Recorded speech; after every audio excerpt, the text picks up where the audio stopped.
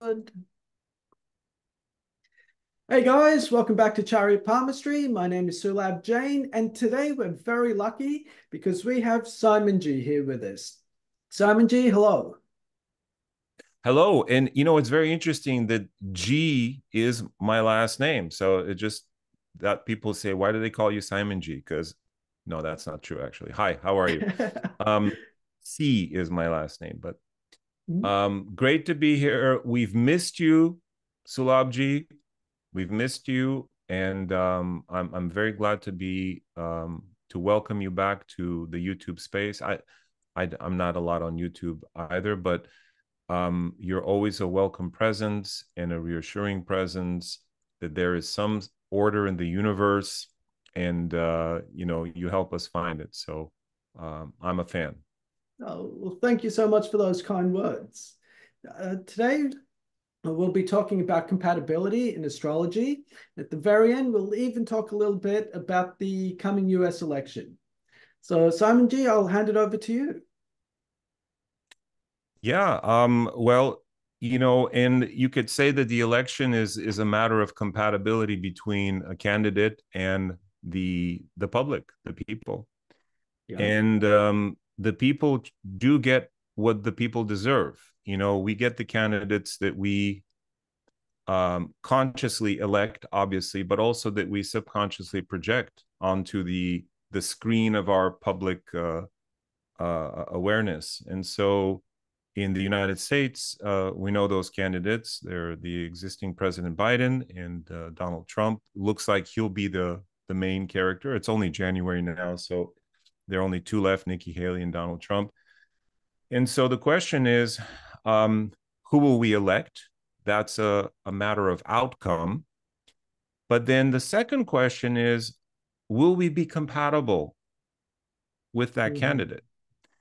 Because what in my work in looking at the stars, sometimes you find there's destiny that brings two people together, but they're not destined to necessarily like each other or always be together. Kind of Mhm. like this celestial couple here behind me, who is Radha and Krishna, portrayed by an AI that I Oh, wrote the wow. suggestion for. And yeah, and this is a movie that will be a video that I'm making for a song that I've made. But Radha and Krishna, perhaps the most, in the West, they say Romeo and Juliet or Antony and Cleopatra, but we know in the Vedic tradition, the real juice The couple archetype is was Radha these and Krishna. guys. And yet they couldn't stay together. When he left her, I think they were age 16 or something. They never saw each other again. Uh, and so my point being that there are forces that bring people together, but those forces don't necessarily guarantee that those people, A, will be happy, and B, will have a long-term relationship. And not to make this into an advertisement for my software, but I have to mention that the last 4 or 5 years I've spent building an algorithm that takes into account all of the cosmic phenomena to predict, A, are two people likely to come together, and B, if they do, once they do, what is their compatibility? How likely are they to share each other's values and to stay together for a long time happily? And Mhm. so we give a total relationship score, and then we give a long-term happiness score, and a whole bunch of other scores for professional astrologers. And that's at prodelano.com. That's our software, Pro Delano We'll have a link for to that in the description section, guys. yeah. And by the way, and that is our initial version is for professionals, but we will be coming out with a free public version that anybody can go to on the web and find out what is your compatibility and what is your long-term happiness potential, and then a whole what is your friendship potential and so forth. What are the destiny factors, the karmic glue? and we're going to throw it out there on the web and make it free for everybody. It'll be a more limited, kind of a simpler version than the professional. The professional is a complete software. And hopefully have that out in a couple of months. So depending on when you're watching this, you can go to delano.com, which is the simple version, and access it for yourself. And there'll be a celebrity database, and you can even see, how do I match with, celebrity XYZ, just for fun. All right, awesome. My brother just found who we think is going to be his future wife. Okay. She lives in Japan. He traveled there, just got on a dating app on holidays, met the woman of his dreams. The first question he asked me is, check our stars, do they align? And so I checked, using the traditional method, and I think they had like 17 out of 32. And the minimum standard there, I think, is 16 or 15 or something. So I said, great, go ahead. And he told his girlfriend about it, who was really upset because she thought it was like a maths test. You want to score in the high 30s, or I'm sorry, the low 30s or high 20s. And I was like, no, it's not like that at all. This is more of a guide. It tells you where you guys are good, and it tells you where you guys are bad. Well, those tests, that we call that the ancient method, and it is a method that tests how well a couple's durability, how durable they are to withstand famine, drought, difficult times, good times, temptation, and so forth. It is definitely a useful metric. What I found is that you want to look at a whole bunch of other things as well. So when we get off the air, maybe I'll with their permission. Obviously, you never want to use someone's info without their permission, but I can take you and give you a look at brilliant. what I see, if you like. Cool. Let's talk about compatibility in general. Compatibility in general it's amazing. Two people, on the one hand, nature wants people to come together, so it creates powerful attraction, especially young people. There's sexual attraction, infatuation, and so forth. And so there are many forces which we call karmic glue that push people together. But it is much more rare, and nature really doesn't care as much if two people stay together for life. That's more of a spiritual thing. We put our hand on a Bible or on a sacred text. We have priests officiating our marriages for that reason, because it's something that our cultural traditions have come up with.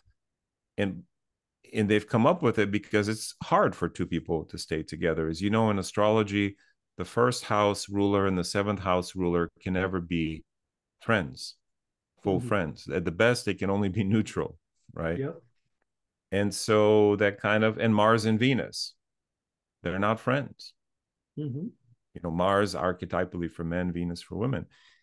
And men are from Mars and women are from Venus, generally speaking. And so what does that mean? Well, it means that relationships, to sustain relationships, is actually takes a lot of work. And what I found is that you can measure generally how much work it will take. So if I see a relationship like, your brother, they have a score, let's say 17, and I believe the kutas are out of 36, maximum amount of points. And so 17, 18 is like the break-off point. You don't want it to be much lower than that. But the higher the score, the less work you need to do. So it doesn't mean that a couple with a low score can't be successful, but they're going to have more issues to face. There are going to be more dishes to break in the kitchen, more counseling, more work. And for some people, that's fine. They don't mind the work. They're in it. But for others, it's like, well, how much work do you want to do? How much counseling do you need to get as a couple sometimes it shouldn't feel like, you know, every day is a battle.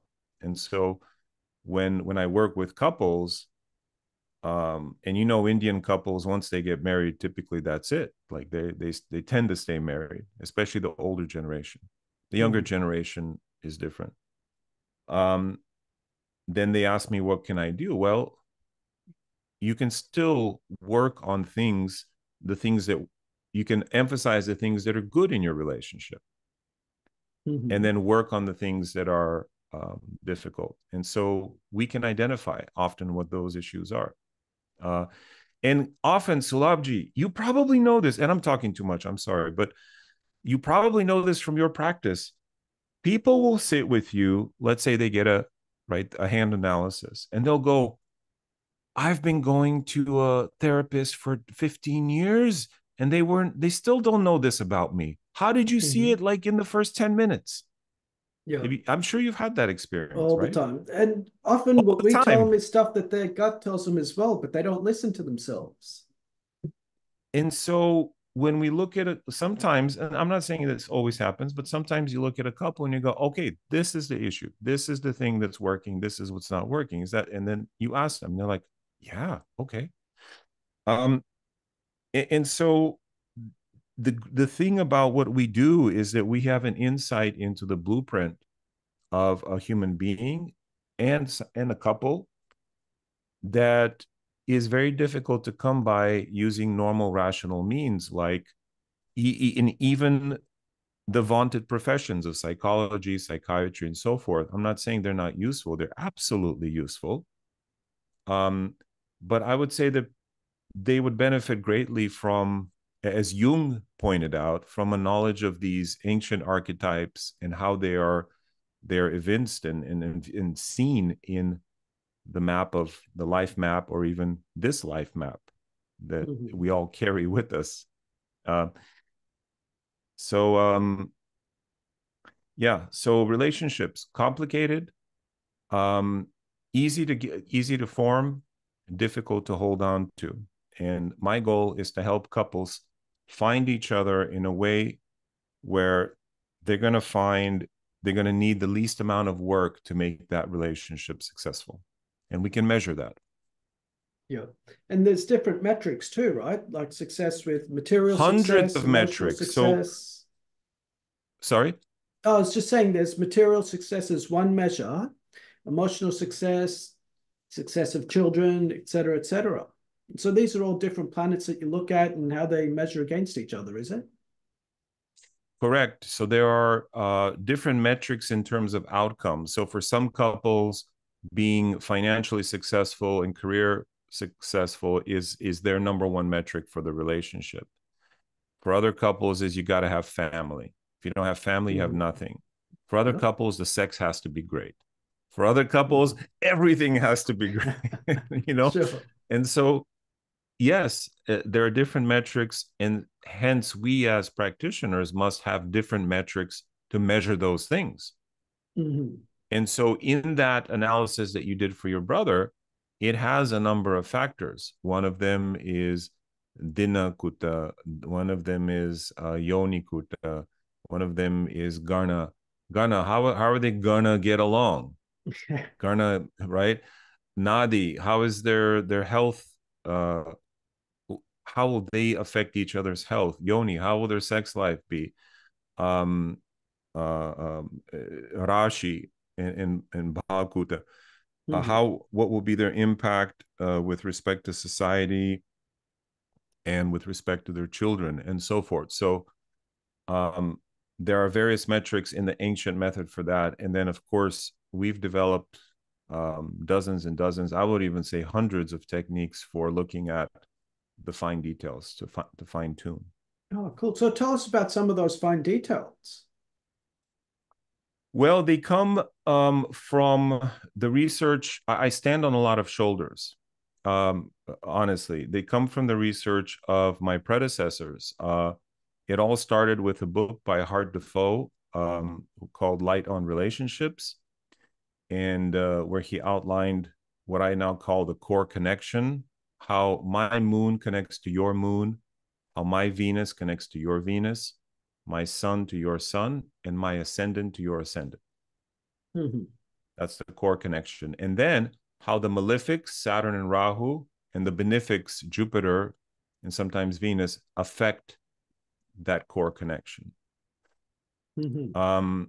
So it started with that. And then I started reading books by Western synastry astrologers, a number of very insightful works. And even farther back, Carl Jung did studies on married couples and to find what are the combos in the couples that stay together. And he found that Sun Moon combos are good, Sun Venus combos for attraction. Like you can tell what drives a couple right away. Like if there's a lot Mm-hmm. of Sun Venus and Venus, it's like physical beauty. So Yeah. I'll go to the guy, hey, when you first saw her, she was hot, right? Like you thought she was like, or that's for the guy. Now for the woman, if the man's sun touches her Mars, so for a woman, her Mars is like her archetype of what masculinity should be. So if I come up and my sun is conjunct her Mars, like I activate that for her, and she's like hubba hubba, right? Something in her wakes up when she sees me if my sun is on her Mars. Mm-hmm. Similarly, if a woman's sun touches your Venus, so your Venus in your chart is sitting somewhere, right? It's happy doing its thing, and here comes a woman whose sun goes touches it, It's like a light energizing. switch just turns on. It's a light switch, and you're like, wow, you are the embodiment of beauty over here, right? Mm-hmm. And we're helpless. That Yeah. if Jyotish has taught me one thing, it is that we are out of control. We truly are. We think, we have this whole organized world and so forth, and rules and laws and commandments. But when one switch is turned on or turned off, boom, Yeah. we just react. And it's those So moments that really define your life, isn't it? yes, and how much awareness can you bring in those moments? Now, let's say you're Mm-hmm. married, and let's say a woman comes, and now let's say it's not her sun, but it's her Pluto that is exactly conjunct your Venus, Mm-hmm. and she walks by. Now, Pluto isn't as nice as the sun because the sun will just sheds light, and you go, "Wow, what a beautiful work of art this person is." But it doesn't mean you have to act on it. Pluto comes by, and now it's like a gravitational force. All of a sudden, you're going like, "Whoa, what's happening to me?" Mm-hmm. And right, so, but being aware, like, oh, it's her Pluto working on my Venus. Okay, I'm gonna excuse me. Nice to meet you. I gotta go. Yeah, got to run the other direction as fast as I can. And that's where free will comes in, right? Yeah. So, but what if you don't have that awareness? What if you don't know? Mm-hmm. Right? And then you're like, what's happening? Yesterday everything was normal, and today all I can think about is this person, and it's just going through my mind, so this type of work sheds light on human relationships, and I think it's useful to validate people, to go, it's okay. That's how the machine works. That's how you're supposed to react. It's okay. Just have awareness, let it do its thing. It's hard. Mm-hmm. It's hard for everybody. I'm a human being too. And, like everybody else, I experience all the different emotions. Sometimes you just don't like somebody and you don't know why, you know, just being around them. You're like, oh, Mm-hmm. No, yeah, you guys have absolutely. some Saturn K2 stuff going on. Yeah. I mean, ultimately, everyone who comes into our life is a reflection of our own karma, which is a reflection of our own self, right? Yeah, ain't that the truth? So ultimately, yes, even another step above that is that it is your karma that is creating the situation. Do you know Ram Dass? Yep. Ram Dass, who wrote the book Be Here Now, the seminal book that kind of opened up the minds of people, hippies, and so forth in the 60s, his experiences with Neem Karoli Baba. Mm-hmm. Well, at some point in the 90s, I believe he had a stroke. And I think he went and he said, oh, I was stroked by God. And one of the devote, which is very cute, right? But one of the devotees from the ashram said, God didn't do this to you. It's your own karmas that did it to you. Don't put it on God. Mm-hmm. And it's like, ooh, damn, That's a that's good right. student. That is a good student. You were stroked by your own karma. Mm-hmm. And as are we all. So in the end, even the people you meet, yes, um, are the result of our own actions in this life, and as you know, probably actions from our parents that they did, and as certainly that we did in previous lives as well.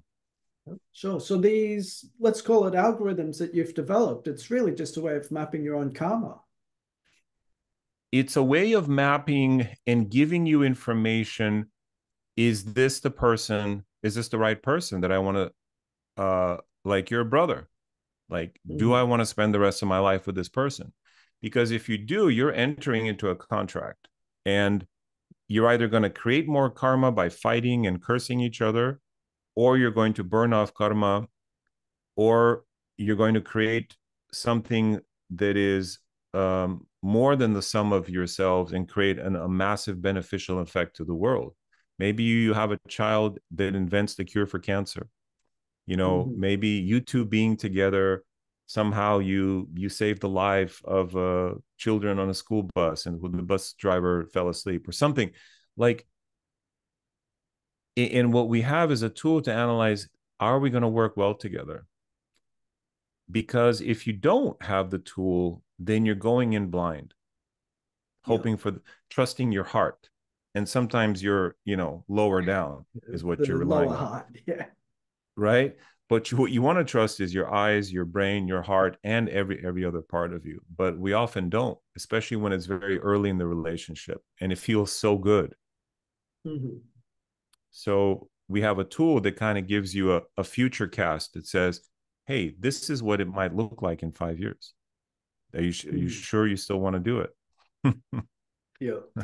Yeah, there's that saying from the domain, you can give people all the wisdom they want, but just before they get married, they won't listen to you. No, that is true. But at least you said it. And then maybe it is 4 or 5 years from now and they're arguing. Let's say this is a hypothetical couple. Mm-hmm. And one of them remembers and says, you know what? That astrologer did say something. So maybe there is something better for me out there. Okay, let's call it a day. Rather than saying, oh man, like you were, I'm never going to find anyone else, so we might as well stick together and fight for the rest of our lives.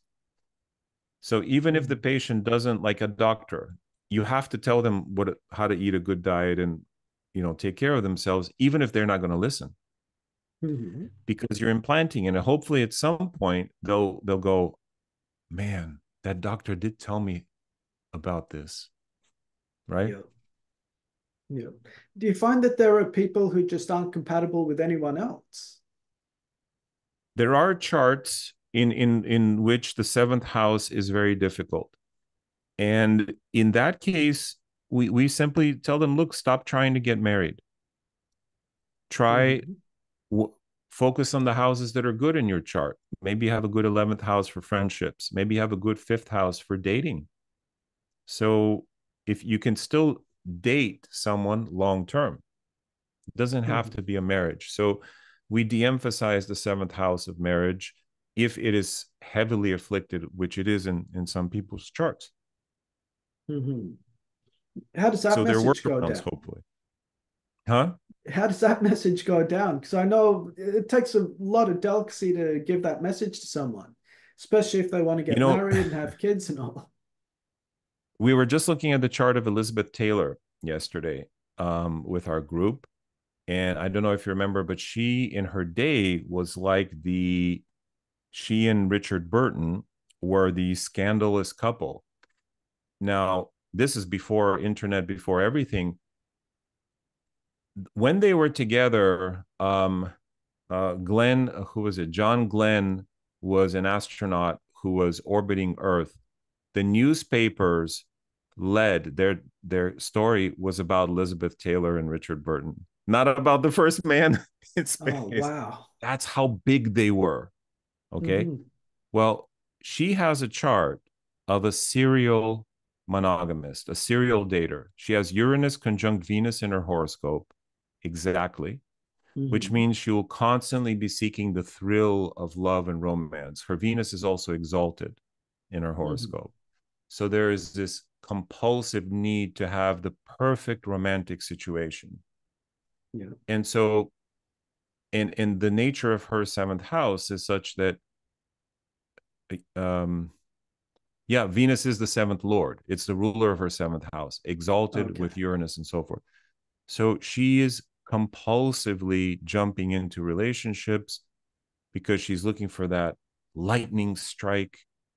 And of course, she was married 7, 8, 9 times, Hmm. twice to the same guy, Richard Burton, married, divorced, married. And so someone like that, how do you tell them? You Yeah. you can't. It's a fixed karma. You can still tell them, but they're not going to listen. Yeah. But not everyone is like her. Some people are on the fence, and maybe if you offer your 2 cents, not saying that we're always right. I'm sure you've made Hmm. some judgment calls that turn out not to be right. I certainly have. Yep, for sure. But we're simply professionals giving our opinion, our professional opinion. Hmm.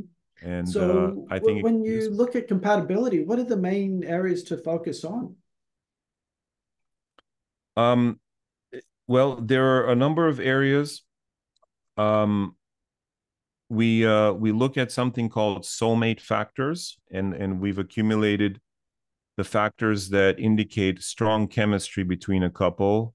Those are the sun and the moon and Mars, sun Venus, Mars sun, Venus Mars, and moon Venus, and a couple others. The Hmm. more combinations a couple has across their two charts of those, the more dopamine is generated, the more chemistry. So Richard Burton and Elizabeth Taylor had tons, so much. I can show you probably. I can pull it up. Hmm. Um, Tons. So chemistry, they had no problem. Passion to last the rest of their lives in 5 more lifetimes.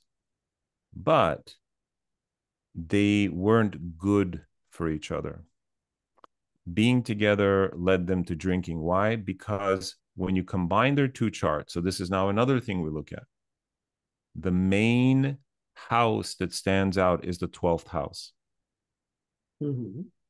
Like above all the other houses, they will experience their relationship through the lens of the 12th house. And in astrology, the 12th house is self undoing, addiction, isolation, sexual excess, loss, disappointment, and so forth. That's not the house you want Yeah, emphasized. when You you're trying want to the build a seventh love, house, the for house, the sure. 11th, the nice houses. Hmm. So in them, we have a couple that has tremendous chemistry, but who are not good for each other. So now what do you do? So my point, Sulabji, is I'm kind of challenging you, right? That Sure. there are many things to look at. Hmm. And these are just two of, say, at least a dozen. There's the aforementioned core connection that Hart Defoe in his book talks about, the core connection, which is how you get along on a personality level. Do your schedules align? Like she's a morning person and he's a morning person. Hmm. That's important. Yeah. Do your habits align? I like to, exercise. He doesn't, or he does, and so forth. So that core connection is how you get along at a core level. So we need that as well. Now, the Burtons, they had pretty decent core connection. That wasn't their problem. So I Hmm. go through the whole list, all the pages, and I identify what stands out as being really good, really strong, and really weak. And then we make a determination based on that. Is this a viable relationship? Okay, fantastic. So tell me about the US election, how the American people will get along Yeah. with the new president. Is How there are they any going to get along? compatibility there? That's right. Well, um, so to preface, the last election, I think we both saw that Trump would lose the election, right? Um, and we, I know I certainly got a little bit of a pushback from some of the audience, but it was simply reporting the facts. Now, I have my own preferences, of course, but I try not to let them interfere. Um, and this time around is no different. So what I've done, Sulabji, is I've created a members channel in my YouTube where I'm posting all of these kinds of more controversial predictions: Bitcoin, politics, finance, and as well as the more spiritual stuff. Ironically, because YouTube kind of doesn't really care for that, like doing mantras and showing stuff like that. People don't seem to.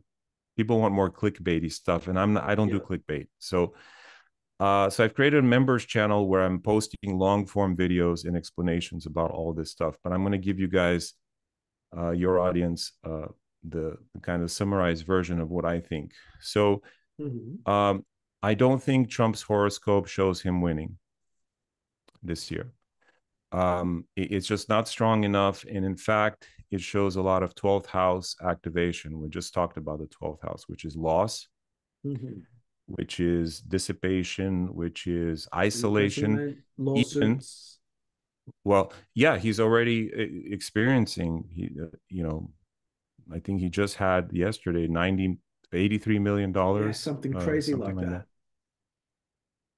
that. It is going to be more, more, Hmm. more, more. Even more will be happening. So, um, and even possible involuntary confinement, whether it's hospital or even a short amount of time in being incarcerated, uh, which ironically will boost his public profile. He will be even more popular because, as you know, Jupiter is going to transit his 10th cusp. Okay. What's his rising Um, sign, by the way? his rising sign is Leo. So when Oh, Jupiter that goes doesn't into surprise me. He is a Taurus, bit of a Leo, isn't he? Okay. oh yeah, well, he's the archetypal Leo because his ascendant is right on the regal star Regulus.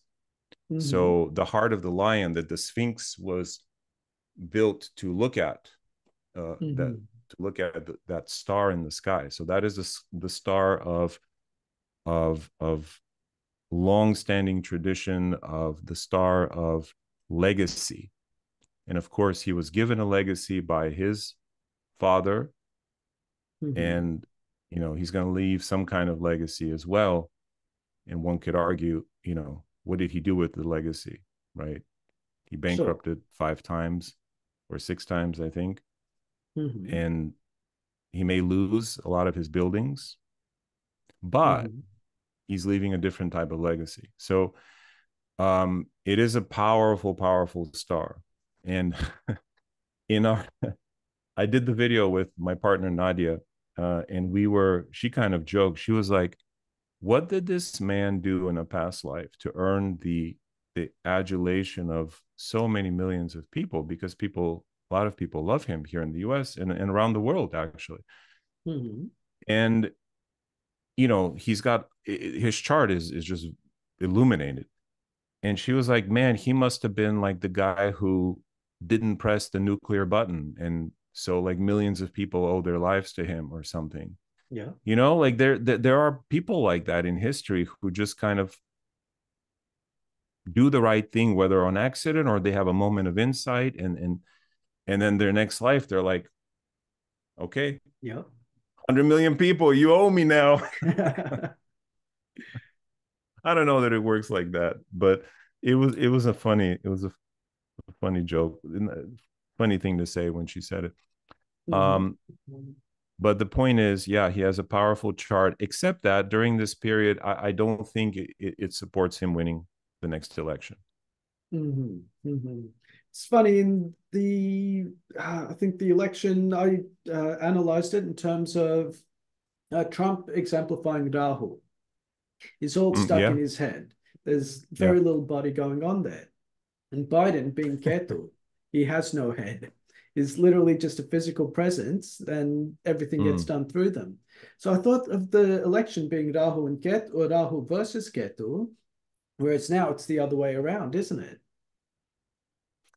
That's very interesting. I compare Biden to like an old pilot, and like he's retired, but he knows how to fly the plane. He's been doing it all his life, and in a sense, he could just sit down and just be on automatic. He doesn't, like you said, doesn't even have to be there. He's just boop, boop, pushing the buttons and knows what to do, knows how to fly the plane. Mm-hmm. And like if I were in a plane, who would I want? The guy who says he can fly the plane, but I don't know. Or the guy's been doing it, all his life. Yeah, I want that guy actually. So Yeah. people say he's too old and whatever. And now, of course, I'm letting my personal preference show. But um, in my mind, having that automatic, even, if he has a stutter and so forth, as long as he doesn't fall asleep at the wheel, I Mm-hmm. think having the capacity to land the plane is very valuable. Okay, Um, interesting. So your which I analysis think he shows has, Biden and winning, and is his it? chart supports it. He's running an exalted Saturn period. Um, and Saturn's very strong. It's exalted in his subchart of career. So I think he has the staying power at least to win the election. Oh, Um, interesting. Okay, how do you see America going over the next 4, 10, 20 years? that's a different question. So America still has another 9 years in a Rahu period. So America is Okay. running the period of Rahu. So it's interesting that you say that because truly we do get what we deserve. Mm-hmm. And America has asked for a very Rahu person in Donald Trump, and that's what we got. And so now, how is how I think for the next 9 years, honestly, I think Nadia put it best when she said it doesn't matter who's leading in a sense, because the turbulence in the country is going to continue. Mm-hmm. One person on top is not going to solve it, Sure. whether it's Donald Trump or Joe Biden or Nikki Haley or somebody else. That turbulence is going to continue because we're in a Rahu period, and we're going to continue to be in it for another 9 years, Wow. which means that this is something we all have to go through to be reborn as a new country, in a sense. So, um, the flight ain't over. So we got Mm-hmm. to keep our seatbelts fastened and hope whoever's flying the plane That they know how is, to land it smart safely. enough to land it safely, and to get help from others to do so, because it's going to still be a bumpy flight. No, for sure. One of the things my grandfather taught me as I was learning palmistry is if you can't figure something out on a 1 or 2 year horizon, expand your time view. So rather than look at what's going to happen over the next 4 years or 9 years, look at what's happened in the last generation of presidents.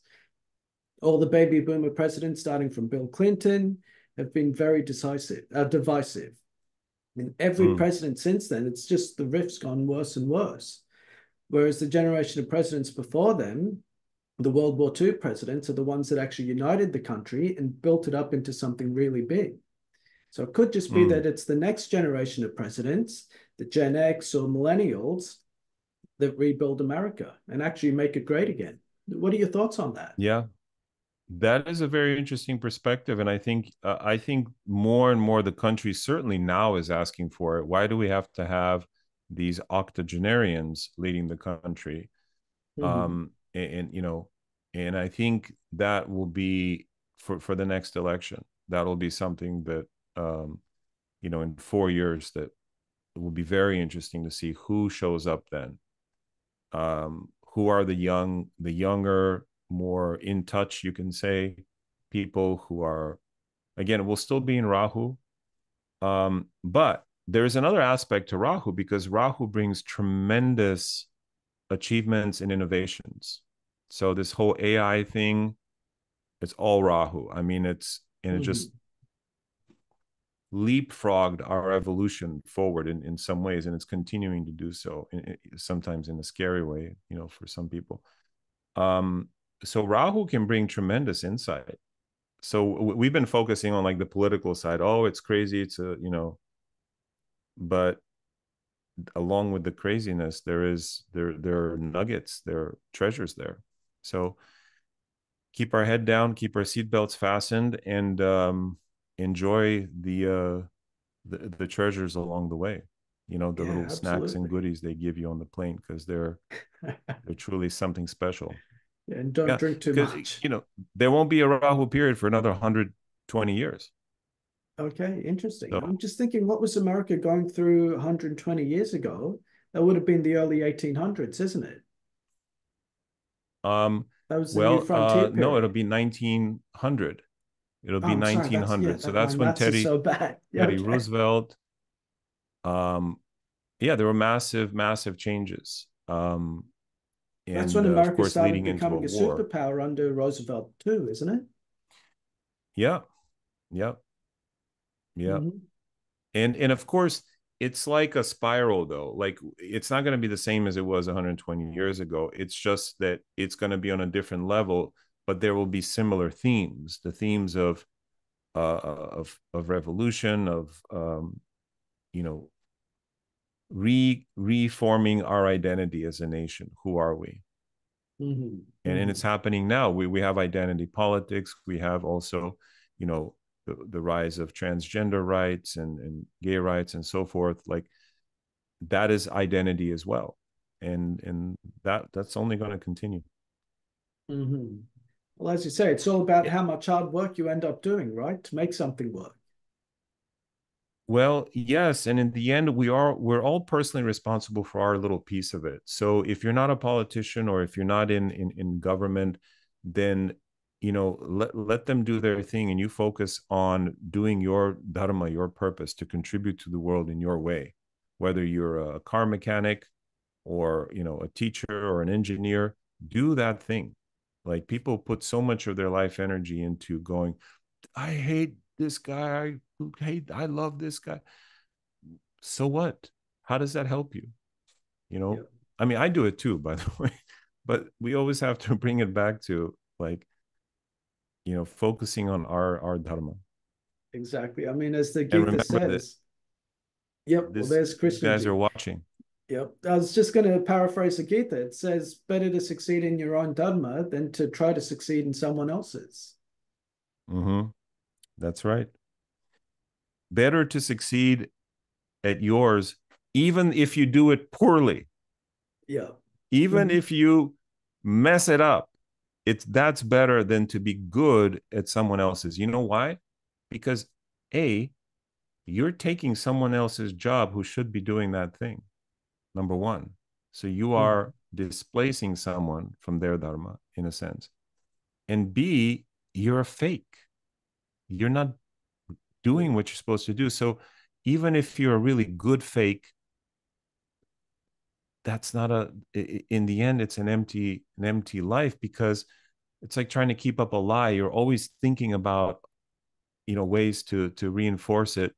When you tell the truth, you don't have to have all these, like, oh, what did I tell that person? Oh, I should tell that. And then no, you just tell the truth, and boom, you're done. Yeah. You're fine. Yeah. It's the simple way. So That's the doing your best done way. even poorly is like just being honest. Yeah. Awesome. Well, thank you very much, Simon. It's always a pleasure to talk to you. Pleasure to speak with you as always, Sulabh. Thanks for having me. I didn't let you speak at all, so I I'm love sorry, but listening to you talk. You've got so much wisdom, so don't apologize. It's a joy. okay. Well, listen, if you want to stay on, I'm happy to chat with you about your brother's thing. And if anyone else wants to check out their compatibility, you can actually access the professional software at prodelano.com. It's like you can get it even just for a month for $30, or you can buy the whole software. I think it's like 300 or something. Um, so, and you can have access to all those features. Mhm. All right, brilliant. Well, thank you once again, Simon G. All the best. Hari Om. Thank you. Take care.